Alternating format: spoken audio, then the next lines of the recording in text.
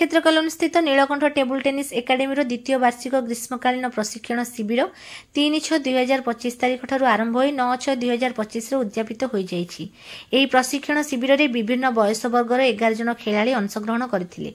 एही शिविर में वरिष्ठ कोच कल्लोल गांगुली तथा डाक्तर कुमार अरज्योति तत्वावधान में खेलाड़ी माने 7 दिन व्यापी प्रशिक्षण ग्रहण करथिले। उद्यापनी सभारे मुख्य अतिथि भाव जिला क्रीड़ा अधिकारी चंदन कुमार साहू तथा सम्मानित अतिथि भाव विशिष्ट उद्योगपति जय जगदीश पात्र तथा दंत विशेषज्ञ श्रीमती शीतल कोटनी जोग देइथिले।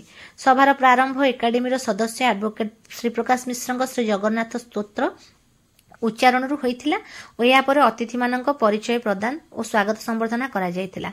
एकाडेमी प्रतिष्ठाता संग्राम किशोरी रथ एकाडेमी वार्षिक विवरणी पाठ करथिले। एहा पर अनुष्ठान संपर्क में डाक्तर कुमार अरज्योति सम्यक सूचना प्रदान करी पुरी टेबुल टेनिस निमित्त सरकारी स्तर में एक पेशादार टेबुल टेनिस सुविधा थिबा हॉल आवश्यकता पर मत व्यक्त करथिले। एहा पर मुख्य अतिथि चंदन कुमार साहू पुरी टेबुल टेनिस सर्वांगीन उन्नति निमंते सरकारी स्तर में उद्यम करिवे बोली प्रतिश्रुति देइथिले। सम्मानित अतिथिवृंद जय जगदीश पात्र तथा डाक्तर शीतल कोटनी प्रमुख पुरी टेबुल टेनिस प्रचार और प्रसार दिगरे एकाडेमी उद्यम को प्रशंसा करी खेलाड़ी मानक उत्साहित करथिले तथा खेलाड़ी मानक प्रशिक्षण दिगरे आवश्यक सहयोग प्रदान करने ପାଇଁ प्रतिश्रुति देइथिले।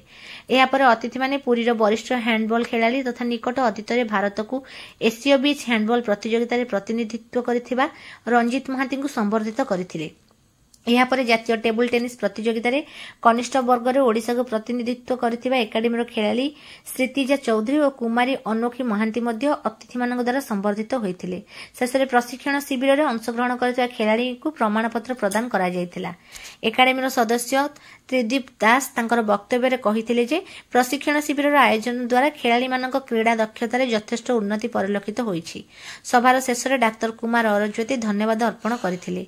प्रशिक्षण शिविर में एडवोकेट सत्यव्रत षडंगी आर्यकांत पट्टनायक विश्वजीत मिश्र प्रमुख योगदान करथिले।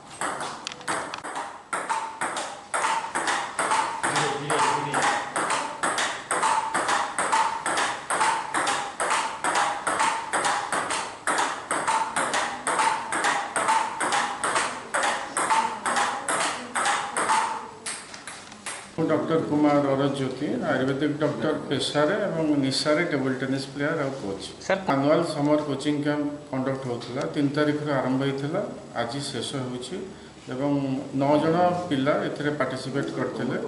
तो आज कोचिंग कैंपर शेष दिन यहाँ विभिन्न प्रतियोगिता मान डिस्ट्रिक्ट लेवल और स्टेट लेवल अनुष्ठित हो।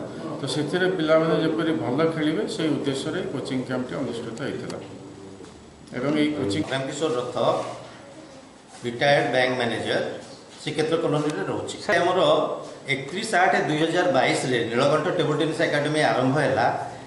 वर्तमान तृतीय वर्ष पूर्ति होबाकू जाउची। ए 2 वर्ष भितर आमे प्रत्येक वर्ष गोटे पिलांकर खेल रे उन्नति पई ताकर दक्षता पई समर कोचिंग कैंप करू।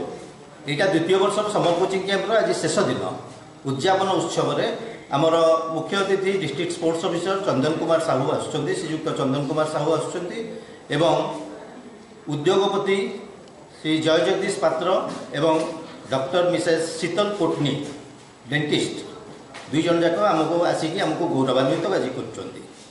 को आगु लक्ष्य अछि आपनकर? आमर लक्ष्य होछि पुरी सहर रे खेलर प्रचार प्रसार हबो एवं घरे घरे टेबल टेनिस खेलटा परिचित हम केमिति एवं आमर पिलामाने जे खेलुचंती वर्तमान से राज्य स्तर में प्रतिनिधित्व कर जातीय स्तर में भी खेलिया गले एवं से यू ही खेलिकी आम जातीय स्तर में आम देशर सुनाम अर्जन करेंगे सेटा ही आम लक्ष्य एवं आमर जे कोच आसचंती मुख्य कोच श्रीयुक्त कल्लोल गांगुली से ही पिलामानकु खेल शिक्षा दौरान एवं आम समस्त दृढ़ विश्वास आम पिला माने आगो को बहुत उन्नति करेंगे।